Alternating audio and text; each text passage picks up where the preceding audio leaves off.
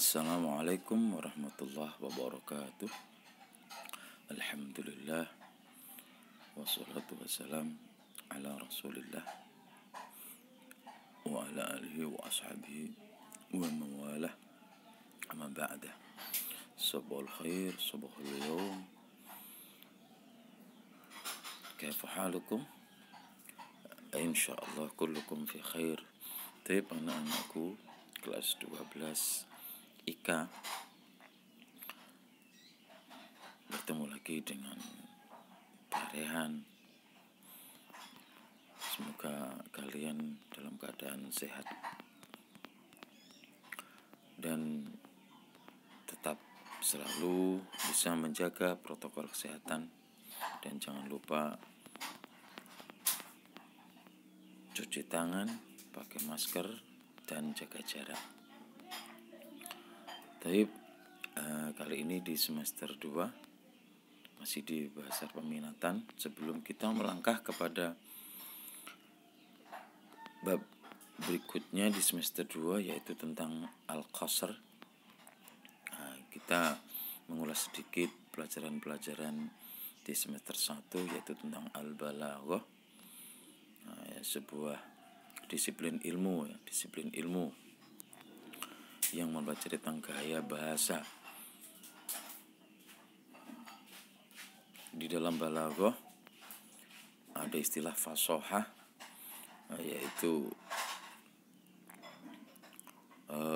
sebuah narasi yang sangat jelas,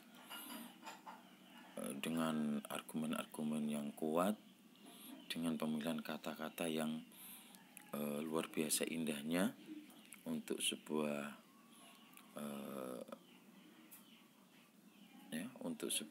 untuk sebuah gaya bahasa atau sebuah seni, di mana fashohah dulu selalu berkaitan dengan makna yang jelas, kaidah yang jelas, dan lafaz-lafaz yang mudah diucapkan. Dalam ilmu balaghah ada ilmu ma'ani, ilmu bayan, ilmu badi, kemudian hikmah atau faedah mempelajari balaghah untuk mempelajari Al-Quran, kemudian mengasah kemampuan kita untuk berbicara dengan gaya bahasa yang tinggi, kemudian bisa memilih kata-kata yang lebih baik. Tujuan balaghah ada tujuan agama, ada tujuan sastra, kemudian ada tujuan bergaya bahasa yang baik, hadfun naqdiyun, hadfun balaghiyun, tujuan berbahasa dengan gaya bahasa yang baik. Asas-asas ilmu balaghah bisa dibaca lagi.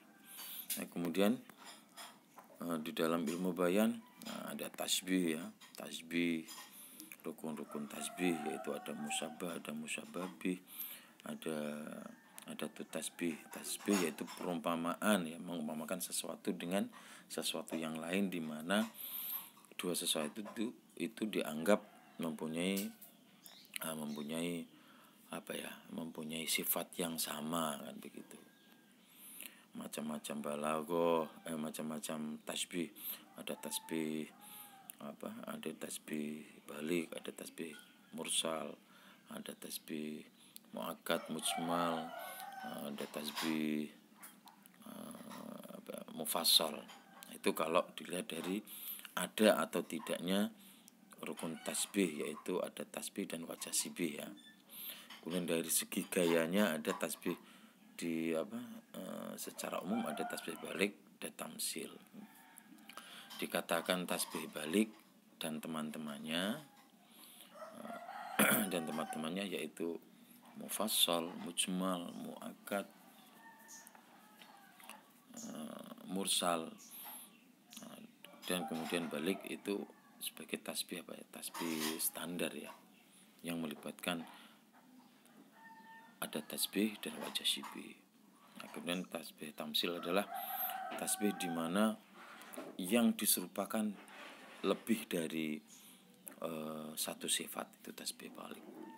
Kemudian setelah tasbih kita belajar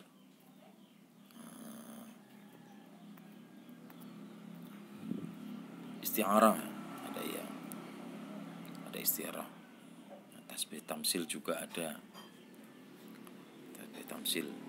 Contohnya matalul ladzina yunfikuna amwalahum fi sabilillahi kamathali habbatin ambatat sab'a sanabil.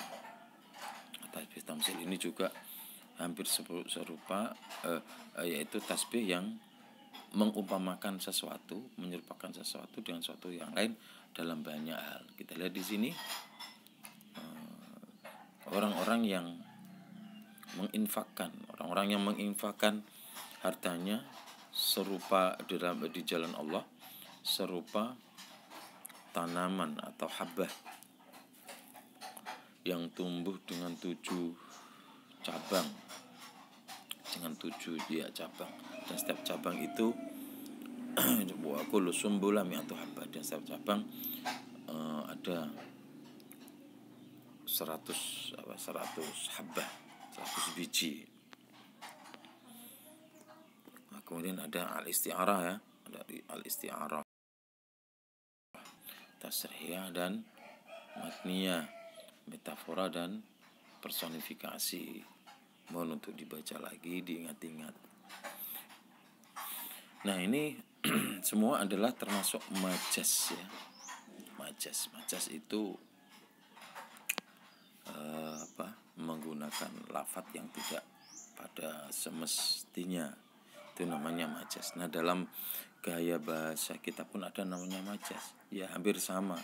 Dalam bahasa Indonesia ada majas. Nanti kalian lebih detailnya bisa bertanya kepada guru bahasa Indonesia. Nah, majas ada majas biasa, majas lugawi, dan majas mursal. Nah, kita langsung di semester 1 kemarin ada nah ini amsal itu berbahasa. Ini juga masih mengandung unsur perumpamaan, yaitu tasbih. Makanya masuk dalam ilmu bayan serumpun atau satu spesies dengan tasbih. Hanya saja kalau al-amsal tidak menyebutkan musabbah dan musabbah bihnya. Ya, peribahasa lah seperti itu. Nah, masih masuk majas lugawi. Nah, di sini selain majas lugawi ada majas mursal. Al-majaz, al-mursal wa alaqatu, majas mursal dan keterkaitannya.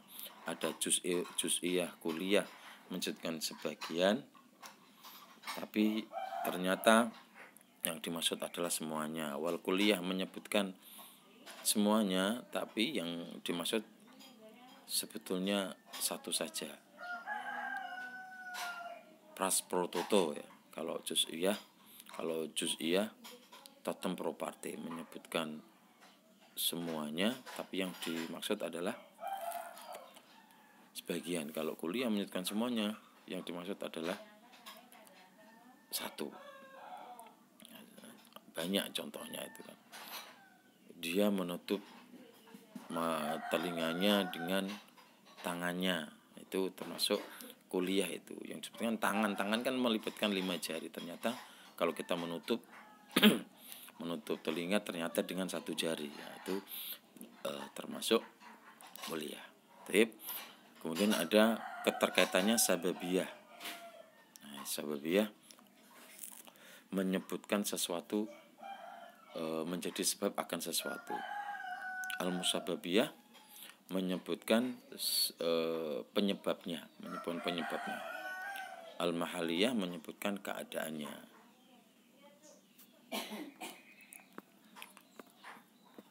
Kemudian di materi terakhir semester pertama ada al-kinayah wa ta'rid. Kinayah ta'rid itu semacam sindiran ya, sindiran. Kalau al-kinayah itu sindiran bersifat positif, kalau ta'rid bersifat sedikit negatif.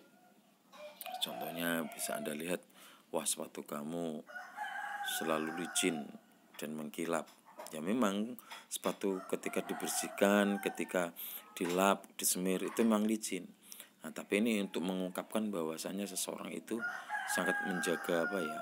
Kalau bahasa kita besus, ya. Kalau bahasa kita itu besus, militer. Kalau bahasa Kudus itu militer, bergaya.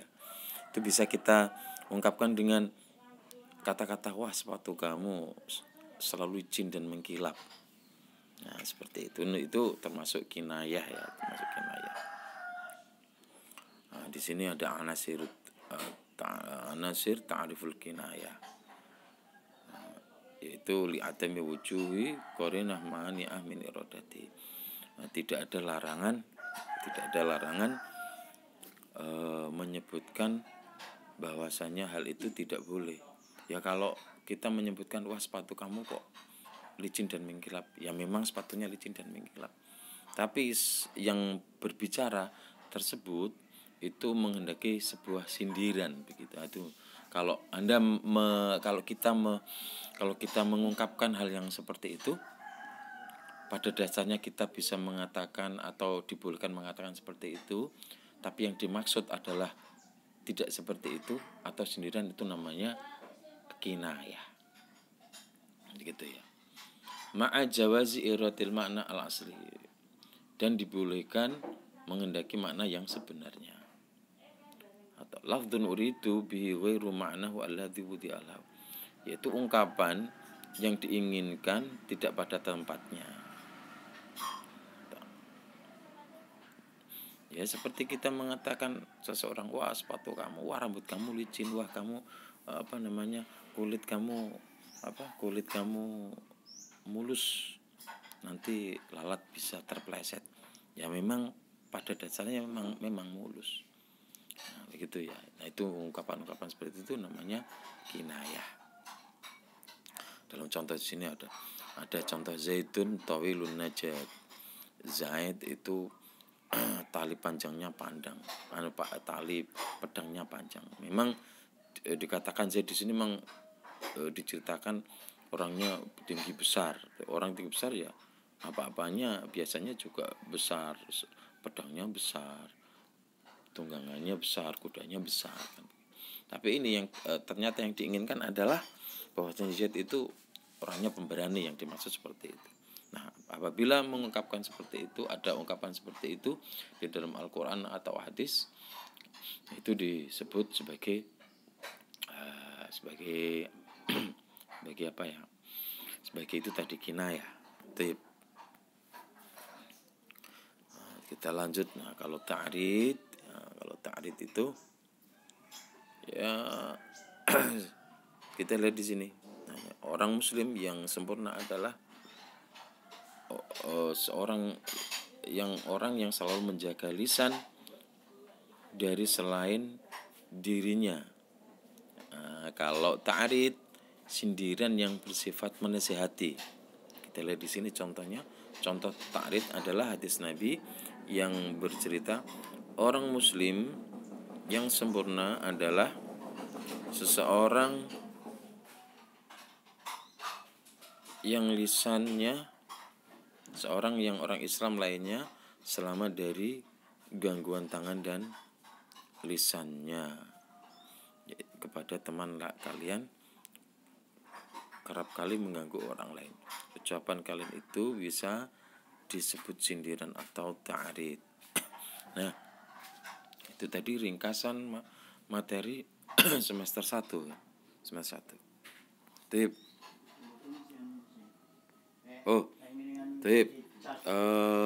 Di semester 1 masih ada al-ijaz, al-qasr, wal-ijaz al-hadf. Nah, ijaz ini hanya ungkapan yang seperti ini. Contoh misalkan seorang anak laki-laki hendak pergi menuntut jauh ke luar negeri, menuntut ilmu. Biasanya orang tuanya akan menasihati, baik-baik saja ya di sana ya. Nah, kalau ada perkataan seperti ini ijaz. Seperti perkataan Anda, misalkan sedang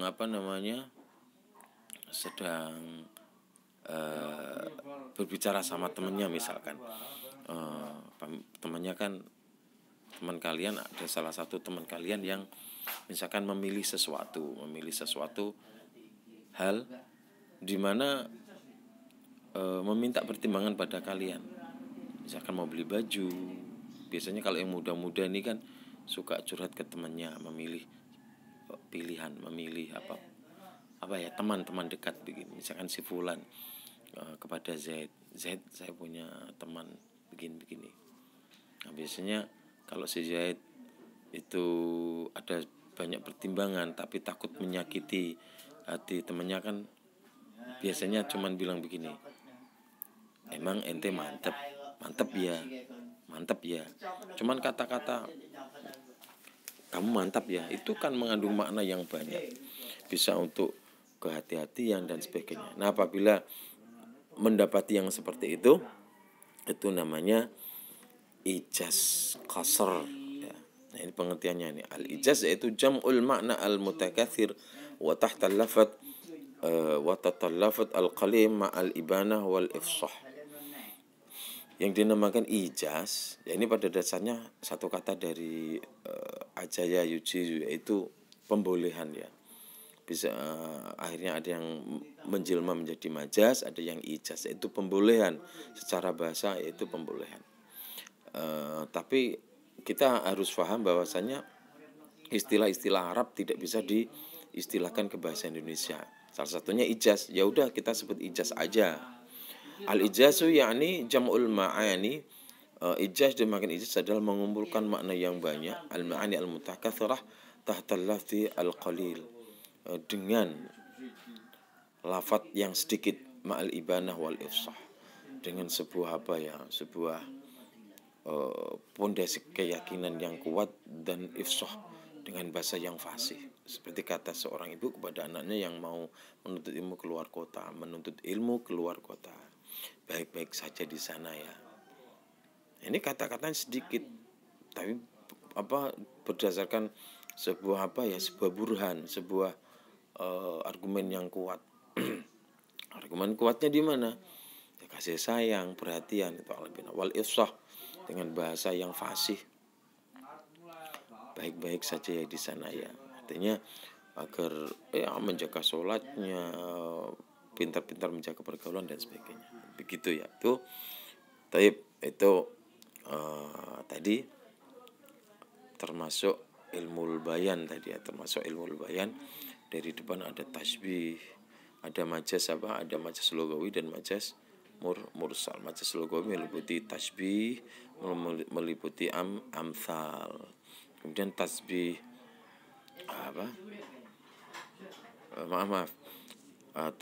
majaz lugawi meliputi tasbih, meliputi isti'arah, makniyah dan makniyah dan tasrihiyah. Kemudian ada majaz mursal meliputi juz'uliyah, kuliah, sababiyah, musababiyah, ada hal dan mahaliyah, ada kana, makana, termasuk ada ta'rid dan kinayah, dan ada ijaz qasr dan ijaz hadf.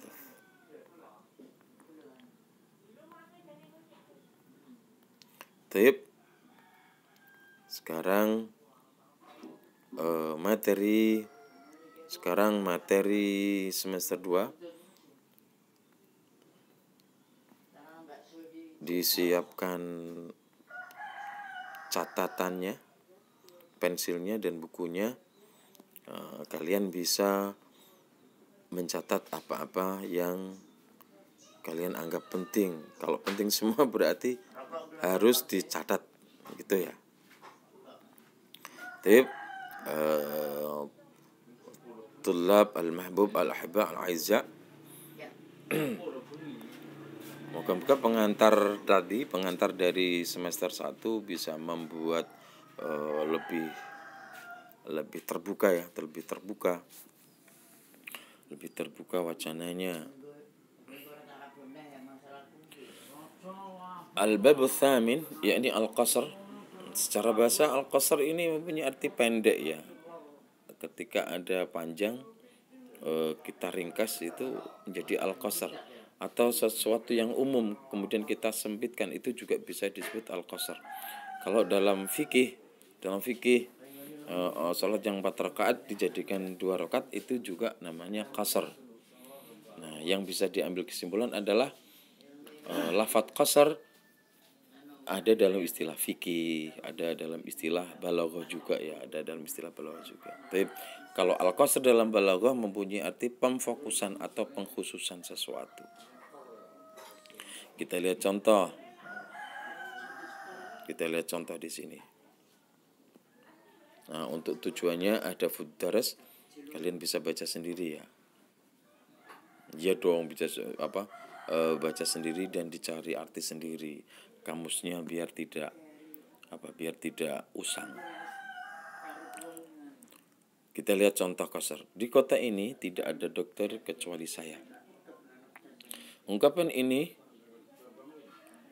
ketika diucapkan seseorang yang memang dia dokter dan memang secara faktanya tidak ada dokter di kota tersebut, memang kecuali dia. Nah, di sini adalah al-qasar. Nah, misal dalam kelas kalian memang ada yang kalian memang mengakui dan diakui bahwasanya dia ahli nahwu dibanding lainnya. Di sini tidak ada yang pandai nahwu kecuali saya. Nah, itu namanya al-qasar. Nah, misalkan di kelas kalian ada yang gendut, enggak ada yang gendut seberat 98 kilo kecuali saya. Ya, itu namanya al-qasar. Nah, dalam Al-Qur'an contohnya yang bagaimana? Surat Al-Asri itu termasuk al-qasar. Nah, contoh-contohnya ini. Coba kita lihat pengertiannya. Al-qasru tahsisun syai'in bi syai'in bi tariqin makhsus. Yang dinamakan qasr adalah pengkhususan taksis, pengkhususan sesuatu dengan metode yang khusus. Yaitu al-qasru ikhtisasul maqsur bil maqsur alaih. Pemfokusan yaitu mengkhususkan sesuatu yang dengan sesuatu yang dikhususkan. Unik ya bahasa Arab itu ya. Ya intinya mengkhususkan sesuatu dengan sesuatu lah. Bihasbil idhafah wa nisbah ila syai'in akhar. Dengan menggunakan menyandarkan. Wa nisbah itu sama juga menyandarkan, menasabkan kepada sesuatu yang lain.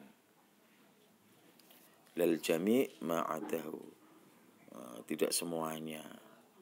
Yang berikutnya adalah yang kedua adalah memfokuskan sesuatu dengan cara yang sebenarnya. Wal waqi' real bi'addahu ila ghairihi aslan. Dengan keadaan yang sebenarnya. Kalau ini menyandarkan. Nah, contoh la fauzu ilal mujiddu. Tidak akan ada kemenangan kesuksesan kecuali orang yang bersungguh-sungguh. Karena memang pada dasarnya kalau kita pikir orang yang sungguh-sungguh akan sukses kan begitu. Nah, ada ungkapan la fauzu illal mujiddu. Ini al-qasar. Innamal hayatu ta'abun. Kalau kita artikan gimana ini? Sesungguhnya hidup itu ya jerih payah.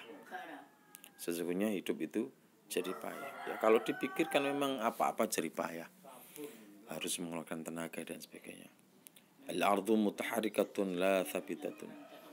Tanah itu bergerak, tidak tetap. Ini contoh-contoh qasar. Mal-ardu thabitatun bal mutaharikatun. Tiada, ini pakai ma ya, pakai huruf ma. Tiada bumi, tiada tanah itu tetap, akan tetapi dia bergerak. Mal-ardu thabitatan lakinna mutaharikah. Ini pakai lakinna. Tidak ada tanah yang tetap stagnasi, akan tetapi dia terus bergerak. Al-rijalil alimina nathni. Kita memuja hanya kepada para pria yang aktivis yang suka bekerja, al-amilin. Nah, ini tentang al-qasru. Tapi insya Allah keterangannya sama ya, sama di sini yang Pak Rehan sebut, tarful qasr, yaitu pokok dari qasr itu ya turqul qasr, metode qasr. Kita lihat di sini ada awalan ya, yakunul qasr binafyi wa istina. Berarti cirinya intinya begini, di dalam Al-Quran maupun Al-Hadis, qasr itu binafyi dengan meniadakan, yaitu dengan ma atau la tadi, wal istisna dengan pengecualian, bisa pakai lakinna, bisa pakai ila, bisa pakai bal. Yang kedua yakunul qasr bi innama, ini tadi.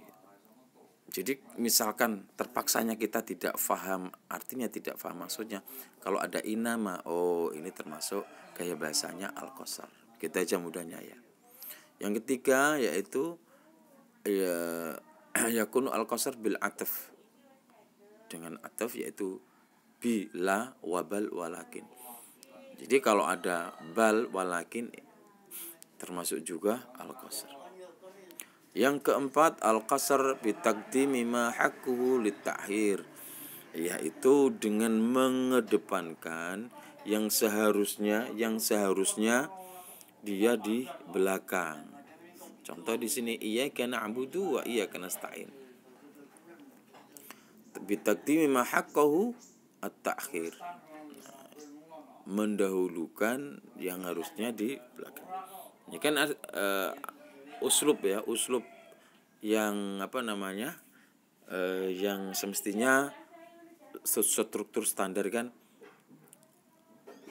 nahnu na'buduka ya Allah wa nahnu nasta'inuka ya Allah, kan begitu.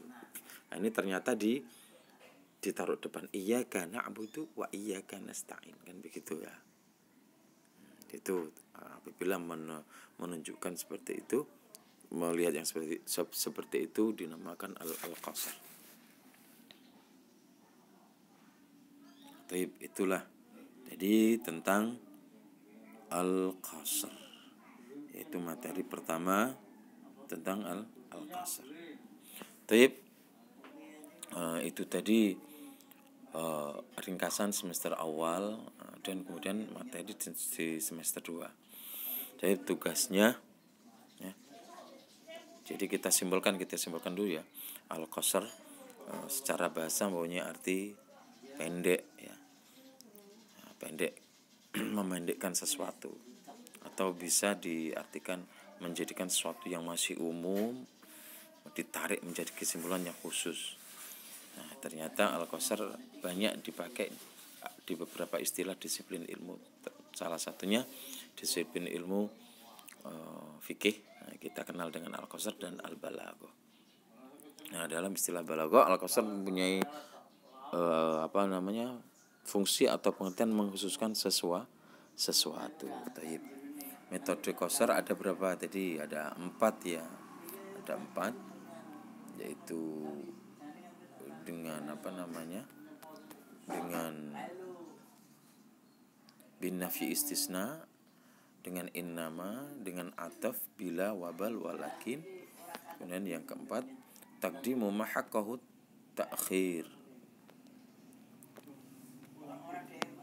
Taib, tugasnya meringkas materi yang didengar dari video ini di buku kalian, kemudian di foto ya. Jangan lupa dibukukan nama ya, dibukukan nama kalian di lembar atas. Yang kedua, tulislah dengan rapi dan jelas. Tulislah rapi dan jelas. Nah, yang ketiga mencari contoh qasr al-qasru selain yang ada di dalam